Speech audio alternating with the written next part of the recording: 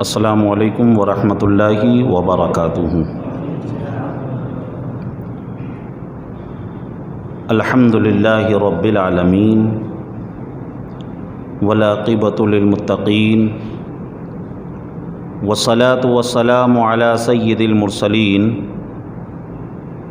اما بعد فاعوذ باللہ من الشیطان الرجیم، بسم اللہ الرحمن الرحیم۔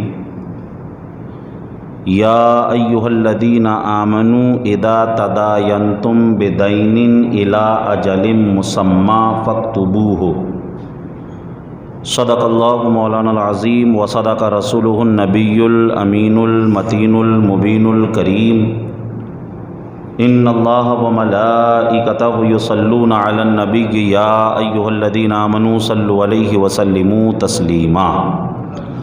اللہ رب محمد صلی اللہ علیہ وسلم، نحن عباد محمد صلی اللہ علیہ وسلم، وعلی ذبیہ وصحبہ ابد الدہور وکرمہ۔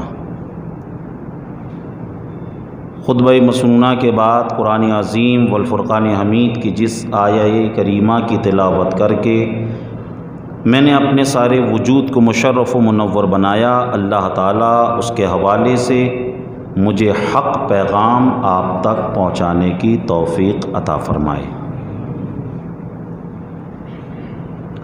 آج کا جو ہمارا ٹاپک ہے، عنوان ہے، وہ سمجھ لیجئے ہر ایک کی زندگی سے جڑا ہوا ہے اور سبھی کو غور سے سننے کی ضرورت ہے۔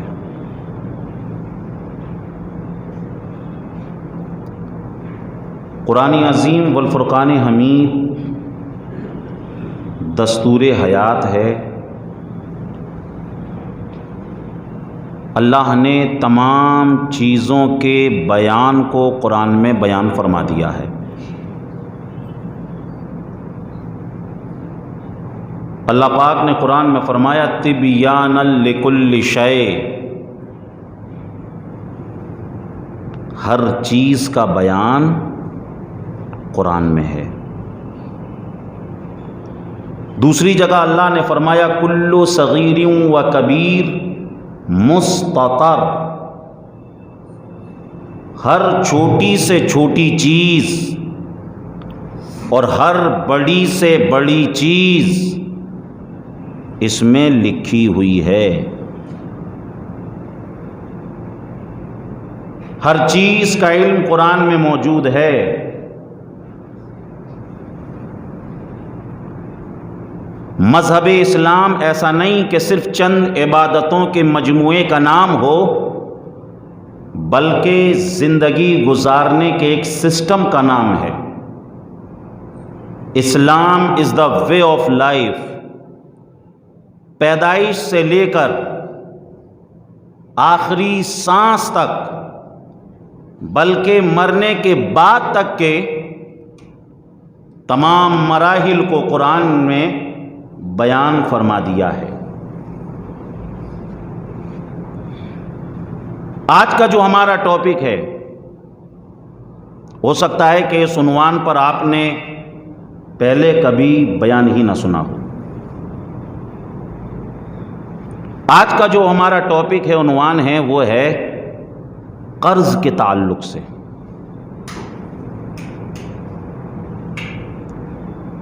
کہ قرض کس طریقے سے لینا ہے اور قرض کس طریقے سے ادا کرنا ہے۔ اسلام میں قرض کا کیا معاملہ ہے؟ ہم میں سے ہر ایک کو جو ہے، بڑے سے بڑا آدمی ہو اسے بھی قرض کی ضرورت پڑ جاتی ہے، اسے بھی جو ہے اپنا کام چلانے کے لیے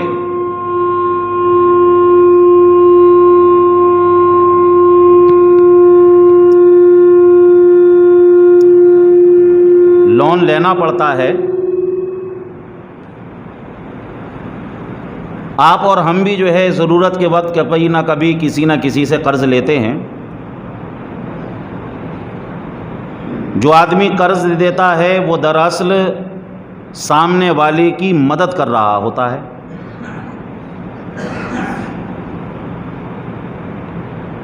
مدد کے تعلق سے آقا کریم صلی اللہ علیہ وسلم نے فرمایا، کنز الامال شریف کی حدیث ہے، خیر الناس من ينفع الناس،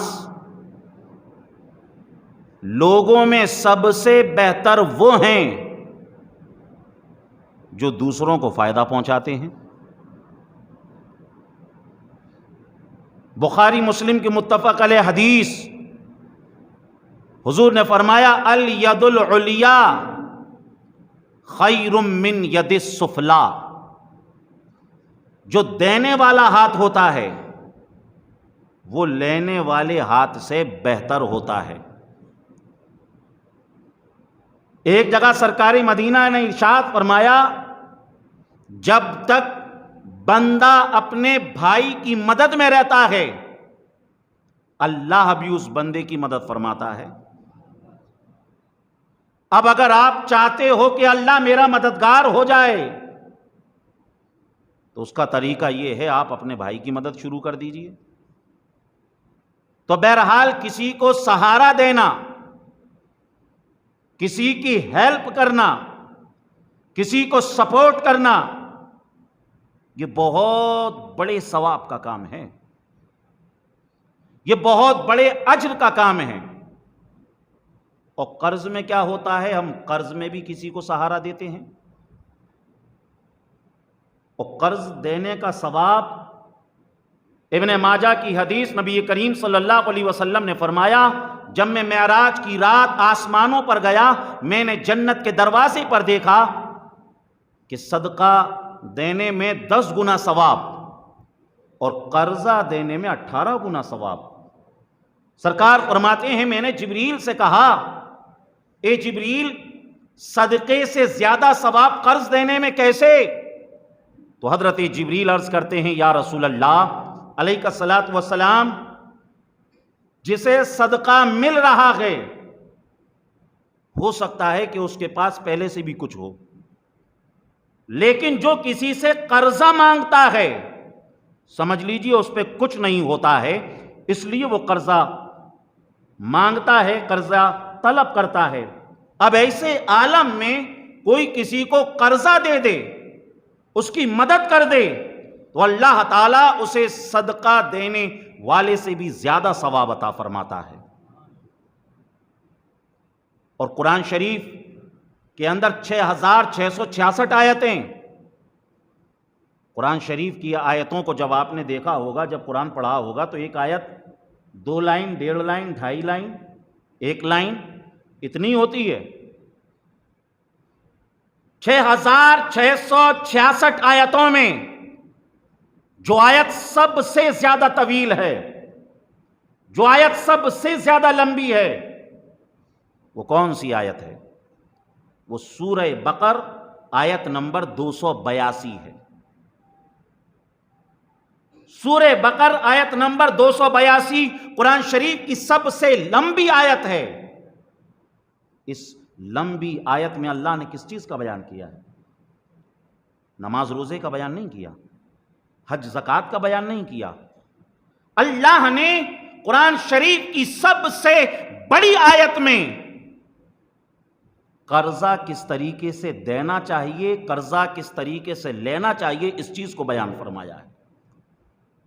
اس سے آپ اندازہ لگا سکتے ہیں قرآن شریف کی سب سے بڑی آیت میں اللہ نے قرض کے مسائل کو بیان فرمایا ہے، کس طریقے سے قرض دیا جائے، ایک ایک چیز کو بیان کیا ہے.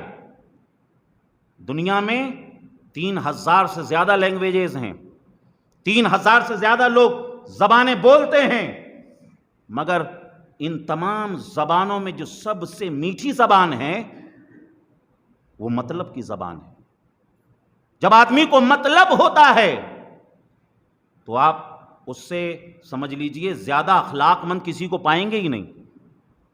جب اس کا مطلب ہے تو اس کی بول میں کس طریقے سے مٹھاس ہوتی ہے، اس کے انداز میں کس طریقے سے نرماہٹ ہوتی ہے.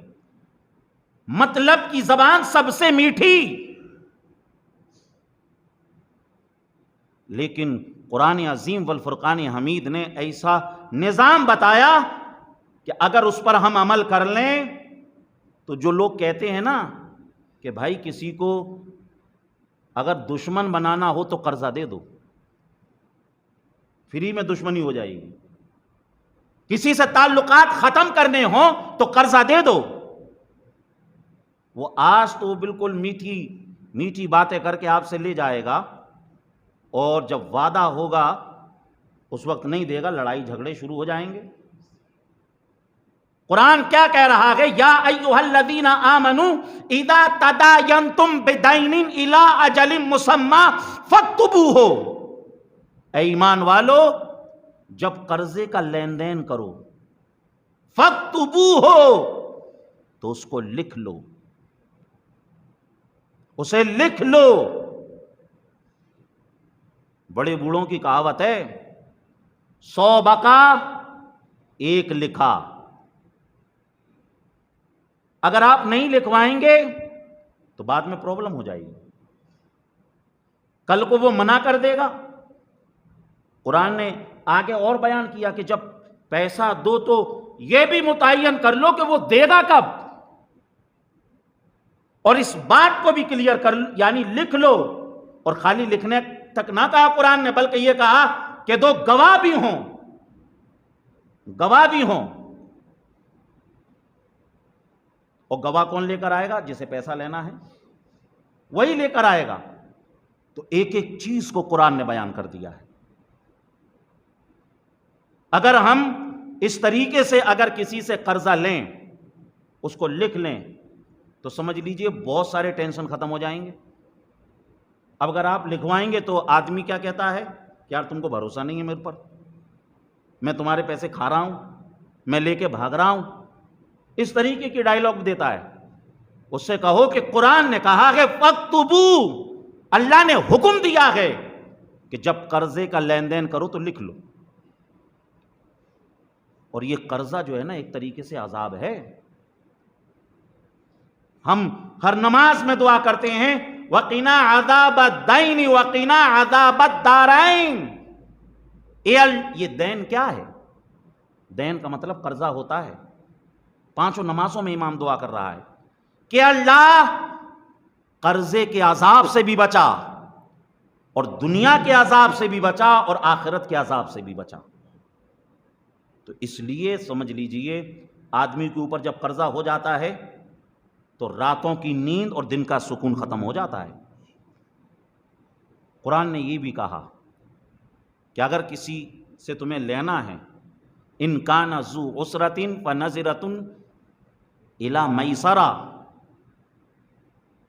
اب تمہیں کسی سے لینا ہے اور واقعی اس کے دینے کی ابھی پوزیشن نہیں ہے، تو قرآن نے یہ بھی تعلیم فرمائی سورہ بقرہ آیت نمبر 180 میں کہ اب تمہارا رویہ تھوڑا سا نرم کر لو، اپنے رویے کو تھوڑی سی مہلت دے دو، اللہ تعالیٰ تمہیں اس مہلت دینے کا بھی اجر عطا فرمائے گا۔ اور کچھ لوگ جب قرض لیتے ہیں ان کی نیت کیا ہوتی ہے؟ 2 طریقے کے لوگ ہوتے ہیں۔ ایک کی نیت تو یہ ہوتی ہے کہ بھائی یہ میں نے ضرورت کے وقت لیا ہے، اللہ تعالیٰ ایسے اسباب پیدا فرما دے کہ میں اس کو واپس کر دوں۔ اور کچھ لوگوں کی نیت کیا ہوتی ہے کہ بس آ جائے، یہ کیا اس کا باپ بھی نہیں لے پائے گا مجھ سے۔ اس طریقے کی لوگوں کی سوچیں بنی ہوئی ہیں۔ بخاری شریف میں آقا کریم صلی اللہ علیہ وسلم نے فرمایا، حدیث شریف ہے کہ اگر اس نیت سے لے کہ مولا ضرورت پڑ گئی ہے، تنگ حال ہے، میں قرضہ لے رہا ہوں، مولا میرے رزق میں، روزی میں، دھندے میں، کاروبار میں ایسی برکت عطا فرما دے تاکہ میں اس عذاب سے جلد از جلد سبکدوش ہو جاؤں، اگر اس نے اس نیت سے لیا ہے تو حضور فرماتے ہیں پھر اللہ کی مدد شامل ہو جاتی ہے، اور اللہ ایسے اسباب پیدا فرما دیتا ہے کہ وہ وقت سے پہلے اپنے قرضے کو ادا کر دیتا ہے۔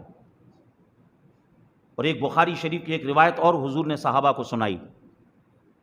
آقا کریم صلی اللہ علیہ وسلم نے فرمایا، اے میرے پیارے صحابہ، میں تمہیں بنی اسرائیل کی ایک داستان سناتا ہوں، بنی اسرائیل کی ایک کہانی سناتا ہوں، ایک واقعہ سناتا ہوں۔ ایک شخص تھا، نیک تھا، اسے قرضے کی ضرورت پڑ گئی، وہ ایک مالدار کے پاس پہنچا اور کہنے لگا مجھے 1000 دینار چاہیے بطور قرض اور میں تمہیں لوٹا دوں گا۔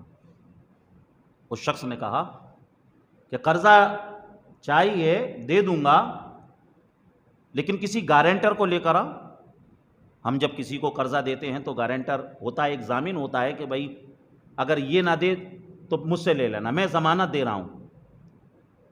اس شخص نے کہا میرے پاس کوئی ضامن نہیں، کوئی گارنٹر نہیں، ہاں اللہ رب العزت ہے میرا گارنٹر، اللہ رب العزت ہے میرا ضامن، اگر اللہ کی ضمانت پر تم مجھے قرضہ دے دو تو دے دو، میں تمہیں لوٹا دوں گا۔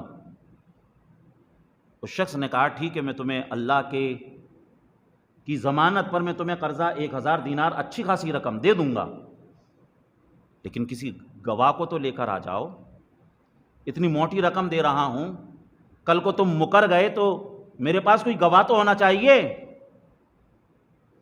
اس شخص نے کہا میرا شاہد بھی اللہ ہی ہے، میں جو تم سے لے رہا ہوں نا، میں اللہ ہی کو گواہ بنا کر، اللہ کو شاہد بنا کر تم سے لے رہا ہوں، اور فلاں فلاں تاریخ کو میں تمہارا قرضہ واپس کر دوں گا۔ اب اللہ کی ضمانت پر اور اللہ کی شہادت پر اس شخص نے قرضہ دے دیا۔ 1000 دینار لے کر وہ اپنے گھر آ گیا، جو بھی ضرورت تھی ضرورت کو پورا کیا۔ اب وہ تاریخ آ گئی کہ جس تاریخ کو اس نے جو ہے اس قرضے کو واپس کرنا تھا۔ اس نے 1000 دینار کی تھیلی تیار کی اور اس تک پہنچنے کے لیے بیچ میں کشتی کا سفر بھی کرنا ہوتا تھا۔ تو سمندر کے کنارے آیا تاکہ جو ہے میں کشتی سے اس کے علاقے میں پہنچ جاؤں اور اس کو پیسہ دے دوں، لیکن اتفاق کا یہ کوئی کشتی نہیں۔ اب اسے بڑی فکر ہو رہی تھی کہ اس نے جو قرضہ دیا ہے وہ اللہ کی ضمانت پر دیا ہے، اس نے جو قرضہ دیا تھا وہ اللہ کی شہادت پر دیا تھا۔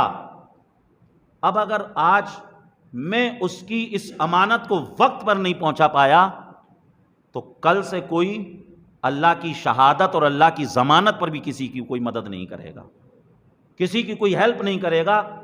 لوگوں کو ایسا لگے گا کہ لوگ اللہ کے نام پر بھی اب جھوٹ بول رہے ہیں، دغا دے رہے ہیں۔ اسے بڑی فکر۔ قرآن شریف میں اللہ نے فرمایا اَمَّن یُجِیبُ الْمُضْطَرَّ اِذَا دَعَاهُ وَیَکْشِفُ السُّوءَ، جب بھی کوئی لرزتے دلوں کے ساتھ مولا کو یاد کرتا ہے نا تو مولا غموں کے بادلوں کو چھانٹ دیا کرتا ہے۔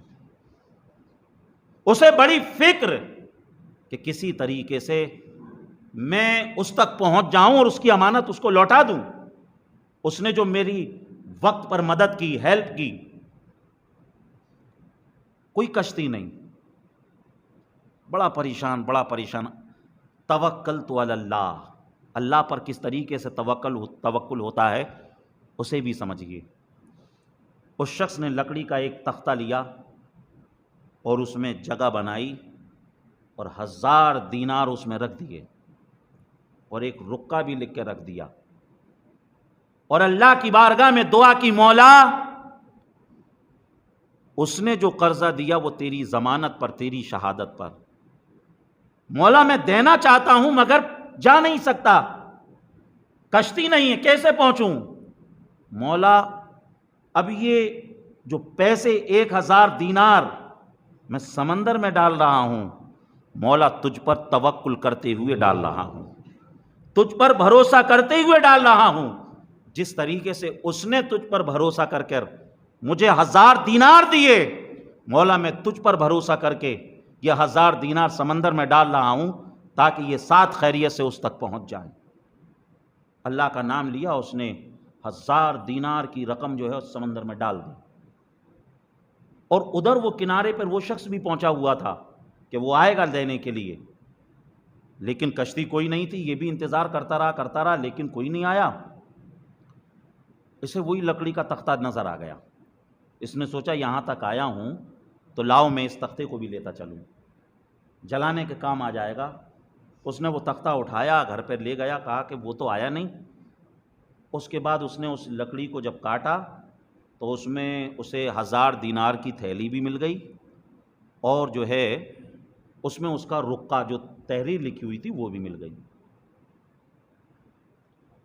اس کے بعد وہ شخص جس نے بھیجا تھا، ابھی اس کے پاس یقین نہیں تھا کہ یہ امانت اس تک پہنچ گئی ہے، اس نے دوبارہ 1000 دینار جمع کیے اور دوبارہ وہ اس کے پاس آیا اور 1000 دینار اس نے پیش کیے اور کہا کہ میں تاخیر ہو گئی، لیٹ ہو گیا، اور سارے اس نے باتوں کو بتایا۔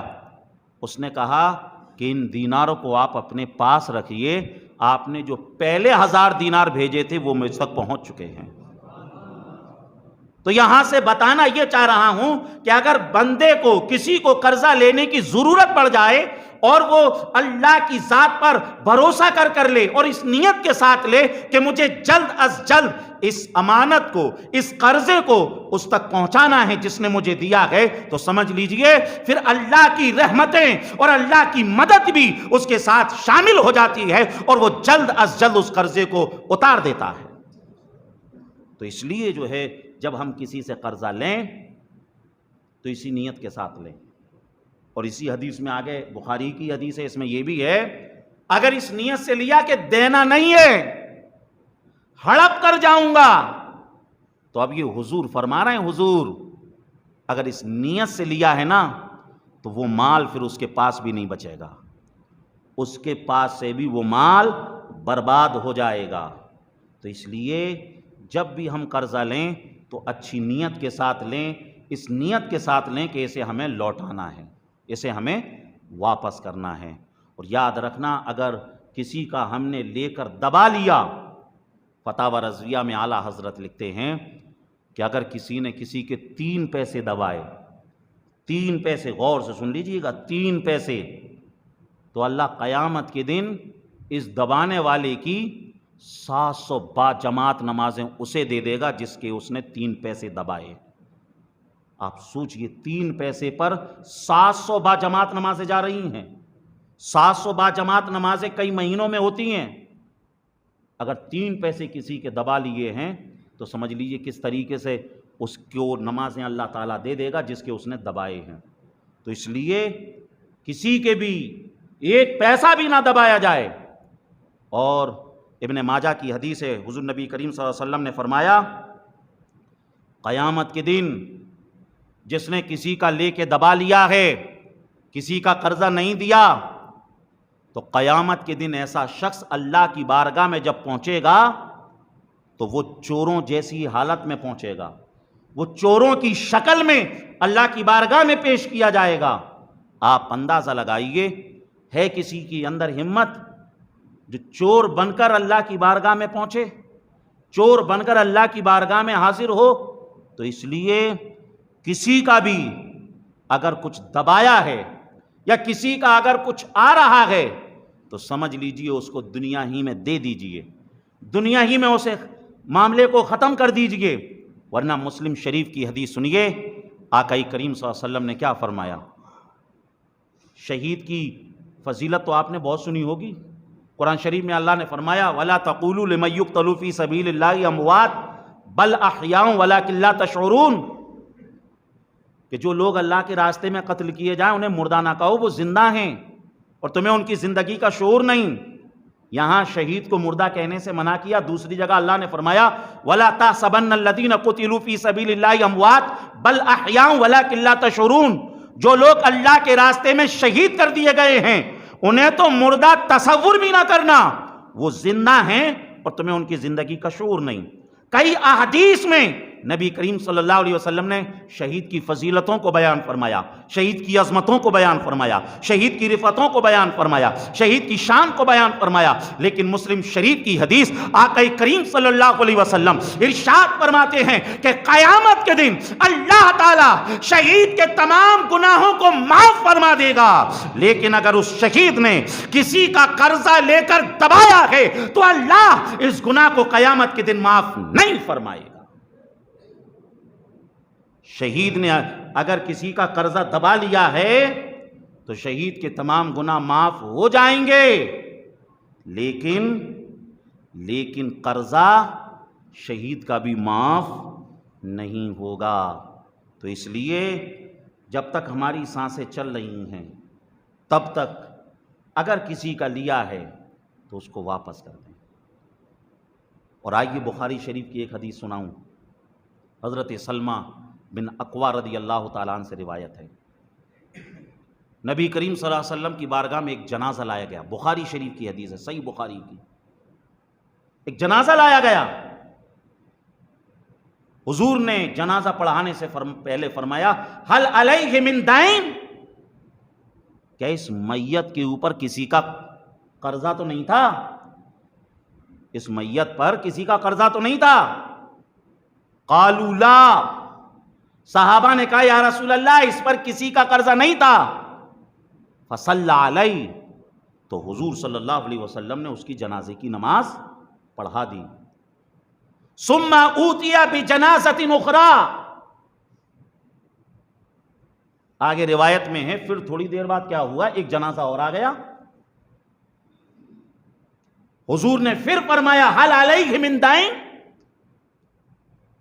اس پر کسی کا قرضہ تو نہیں تھا، یہ جو میت ہے اس پر کسی کا قرضہ تو نہیں تھا؟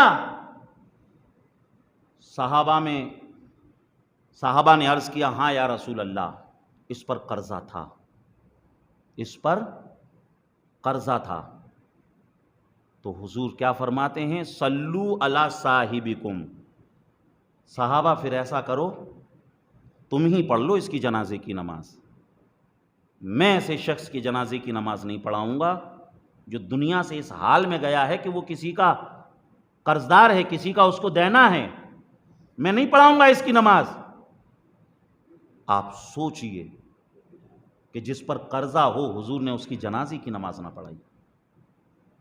حضرت ابو قتادہ نے کہا یا رسول اللہ علی دینہ، میں اس کے قرضے کا ذمہ دار ہوں، میں اس کا قرضہ ادا کر دوں گا۔ سرکار اب تو آپ اس کی جنازے کی نماز پڑھا دیں گے؟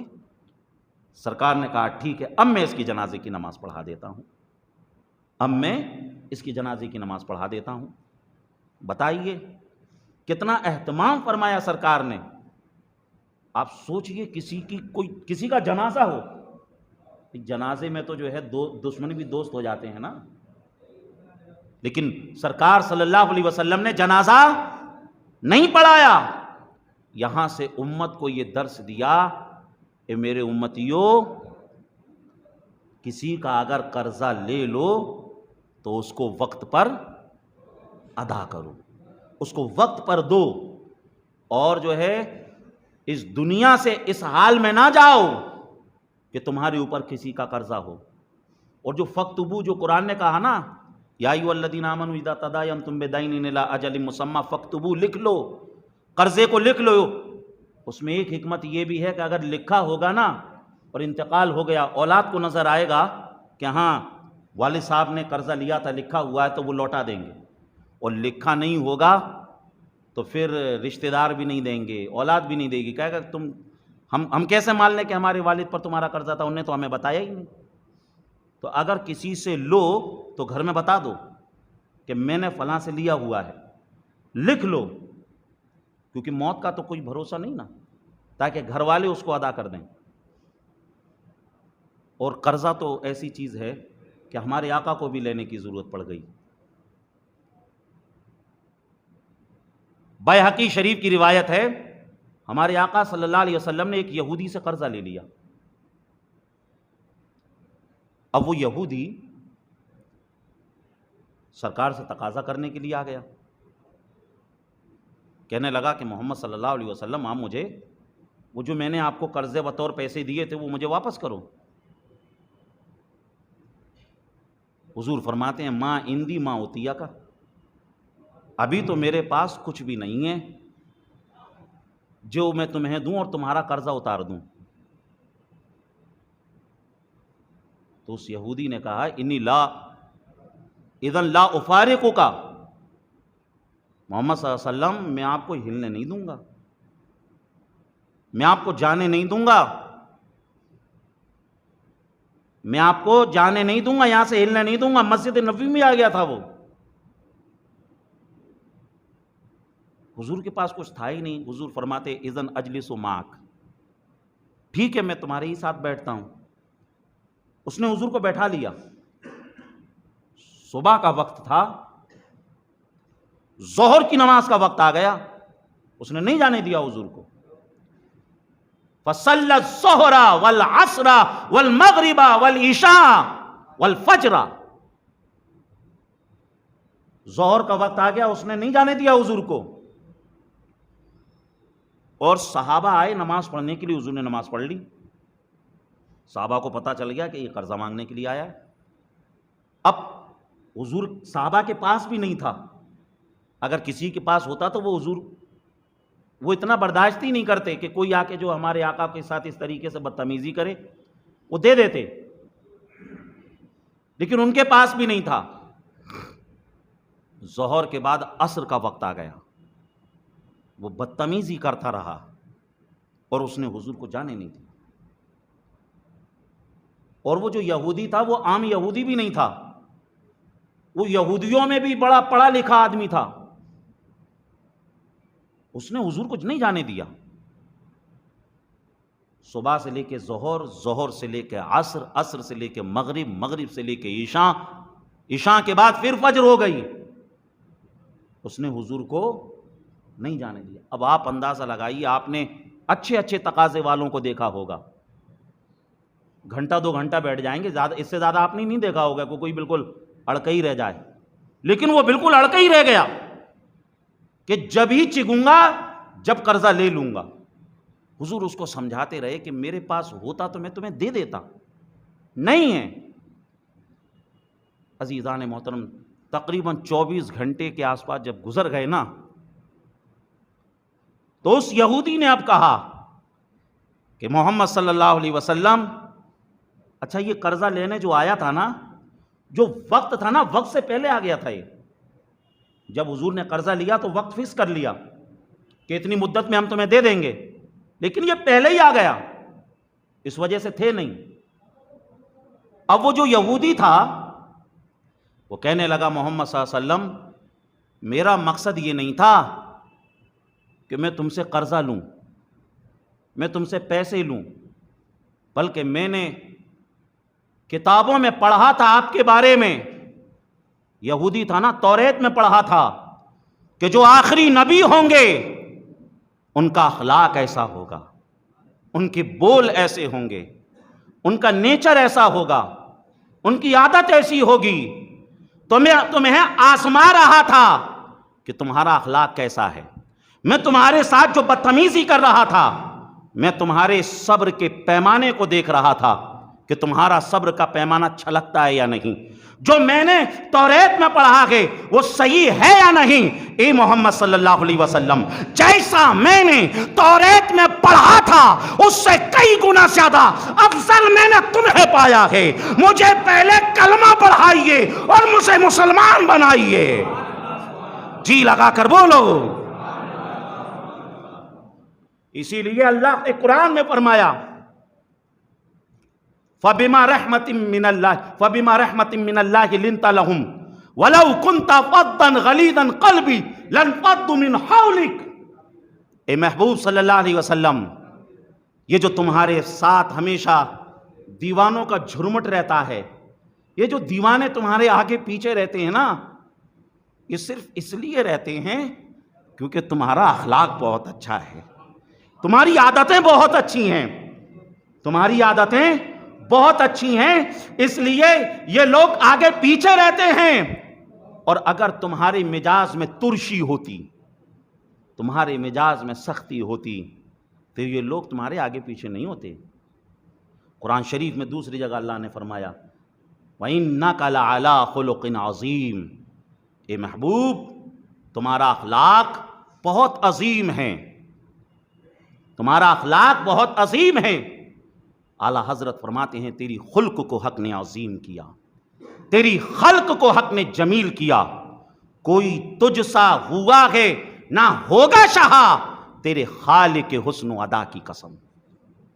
تو اس حدیث سے حضور کے اخلاق کے بارے میں پتہ چلا، اور نبی کریم یہ بھی پتہ چلا کہ اگر قرض کی ضرورت پڑ جائے تو ہم قرضہ کسی سے لے سکتے ہیں، کسی غیر مسلم سے بھی لے سکتے ہیں جیسا حضور نے لیا۔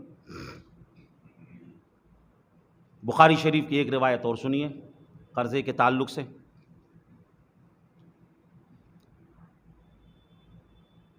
قرآن شریف میں اللہ نے فرمایا، بخاری کی روایت سے پہلے ایک شعب الایمان کی روایت سنیے۔ قرآن شریف میں اللہ نے فرمایا، من ذا الذی یقرض اللہ قرضا حسنا، کون ہے جو اللہ کو قرضہ دے؟ کون ہے جو اللہ کو قرضہ دے؟ اللہ قرضہ مانگ رہا ہے۔ جب یہ آیت نازل ہوئی کہ اللہ قرضہ مانگ رہا ہے، تو یہاں علماء فرماتے ہیں، مفسرین فرماتے ہیں، جو اللہ نے قرض مانگا ہے اس کا مطلب یہ ہے کہ بندہ جو راہ خدا میں خرچ کرتا ہے وہ گویا ایسا ہے کہ وہ اللہ کو قرضہ دے رہا ہے، اور اس کا بدلہ اللہ قیامت کے دن عطا فرمائے گا۔ من ذا الذی یقرض اللہ قرضا حسنا، کون ہے جو اللہ کو قرضہ دے دے؟ اور جو راہ خدا میں خرچ کریں گے، قرآن کہہ رہا ہے الذین ینفقون اموالہم فی سبیل اللہ کمثل حبۃ انبتت سبع سنابل فی کل سنبلۃ مئۃ حبۃ واللہ یضاعف لمن یشاء واللہ واسع علیم، کہ جو راہ خدا میں خرچ کرتا ہے تو پھر اللہ تعالیٰ اسے ایک کے بدلے 100 عطا کرتا ہے، بلکہ اس سے زیادہ عطا کرتا ہے۔ جب یہ آیت نازل ہوئی تو ایک صحابی تھے، اب وہ جو روایت میں سنانے والا تھا شعب الایمان کی، ان کا نام تھا ابو الدحداح۔ روایت کا مفہوم ہے، وہ کہنے لگے یا رسول اللہ قرضہ مانگ رہا ہے ہم سے، یا رسول اللہ اگر ہم اللہ کو قرضہ دیں گے تو اللہ کیا دے گا؟ تو حضرت ابو الدحداح سے حضور فرماتے ہیں اللہ تمہیں جنت عطا کر دے گا۔ تو حضرت ابو الدحداح کہتے ہیں یا رسول اللہ اگر ایسی بات ہے تو میرا جو ایک باغ ہے نا، میں وہ باغ اللہ کو قرضے میں دینے کو تیار ہوں، لیکن مجھے جنت تو مل جائے گی نا۔ حضور فرماتے ہیں تمہیں جنت مل جائے گی۔ اس نے حضور کی ہتھیلیوں کو پکڑ لیا، ہاتھوں کو پکڑ لیا حضرت ابو الدحداح نے، کہا کہ یا رسول اللہ اگر جنت مل جائے گی تو یہ میں قرضے میں اپنا باغ اللہ کو دے رہا ہوں۔ اور وہ باغ جو ایسا چھوٹا موٹا باغ نہیں تھا، 600 درخت تھے اس میں کھجور کے، اور ابو الدحداح نے جو ہے اللہ کو وہ باغ قرضے میں دے دیا۔ اب ابو الدحداح جو ہے اپنے باغ کے دروازے پر آئے، ایک چھپڑیا ڈلی تھی ان کی باغ میں، اسی میں ہی رہتے تھے، ان کی بیوی بھی اس میں رہتی تھی، بچے بھی اس میں رہتے تھے۔ اب ابو الدحداح اس باغ کے اندر نہیں جاتے ہیں، باہر سے ہی کہتے ہیں اے ام دحداح باہر آ جاؤ، اور بچوں کو بھی باہر لے آؤ، کیونکہ یہ باغ ہے نا اب ہم نے اللہ کو قرضے میں دے دیا ہے، یہ باغ ہم نے اب اللہ کو دے دیا ہے، اب ہمارا باغ نہیں۔ 600 درخت کا باغ، تھوڑا موڑا جو سامان ان کے چھپڑیا میں تھا انہوں نے اس سامان کو سمیٹا اور جلدی سے باہر آنے لگیں۔ بچے وہیں کھیل رہے تھے، کچھ بچوں کی جو ہے منہ میں کھجوریں تھیں، ام دحداح نے انگلی ڈالی اور منہ میں سے ان کھجوروں کو نکال دیا اور کہا بیٹا اس کو یہیں پہ نکال دو، اس کو مت کھاؤ، کیونکہ ابھی یہ باغ اور اس کی کھجوریں ہم اللہ کو قرضے میں دے چکے ہیں۔ کچھ جھولی میں تھی کھجوریں، اس کو بھی وہیں جھاڑ دیا، اور ام دحداح باہر آتی ہیں اور کہتی ہیں ابو الدحداح تو نے یہ جو سودا کیا ہے نا، تو نے واقعی بڑے نفع کا سودا کیا ہے اللہ کے ساتھ، تو نے واقعی بڑے فائدے کا سودا کیا ہے اللہ کے ساتھ۔ تو اللہ نے جو فرمایا من ذا الذی یقرض اللہ قرضا حسنا، کون ہے جو اللہ کو قرضہ دے، یہ بندوں سے اللہ کی محبت کا انداز ہے۔ آپ دیکھتے نہیں ایک بڑا آدمی اس کے پیسے رہتے ہیں، اس کے خود کے رہتے ہیں، بچے کو دے دیتا ہے، پھر اسی بچے سے کہتا مجھے دے دو، ایک محبت بھرا انداز ہے تو سب اللہ کا، لیکن پھر بھی اللہ بندوں سے قرضہ مانگ رہا ہے تو یہ اللہ کا بندوں سے محبت کا انداز ہے۔ اور اللہ کو قرضہ کون دے گا؟ وہی دے گا نا جسے آخرت پر یقین ہوگا، جس کا یقین ہوگا کہ مجھے جنت ملے گی، میں جو دے رہا ہوں یہ آخرت والے اکاؤنٹ میں سیو ہو رہا ہے، ورنہ جس کا یقین نہیں ہوگا وہ تو یہ سوچے گا اتنی محنت سے کمایا میں کیوں دے دوں؟ تو جس کا یقین ہوگا وہی دے گا۔ تو بہرحال پوری گفتگو کا ماحصل خلاصہ یہی ہے کہ اگر کسی سے قرضہ ہم لے لیں تو اس قرضے کو زندگی میں ہی جو ہے ہمیں ادا کرنا چاہیے۔ باتیں ابھی ہماری قرضے کے عنوان سے اور رہ گئی ہیں، انشاءاللہ تعالی اگلے جمعے میں یا کسی جمعے میں موقع ملا تو اس کو ہم بیان کریں گے، نہیں تو یہ سارے لیکچرز ہمارے جو ہے یوٹیوب پر اپلوڈ ہو جاتے ہیں، وہاں پر بھی آپ جا کر سن سکتے ہیں۔ مولا تعالی ہماری اوپر جس کے اوپر بھی قرضہ ہو، مولا تعالی آج کے بیان کے صدقے سے، تیرے محبوب کے ذکر کے صدقے سے اس قرضے سے سبکدوشی عطا فرما۔ جو حضرات سنتیں نہ پڑھے ہوں سنتیں پڑھ لیں۔ السلام علیکم۔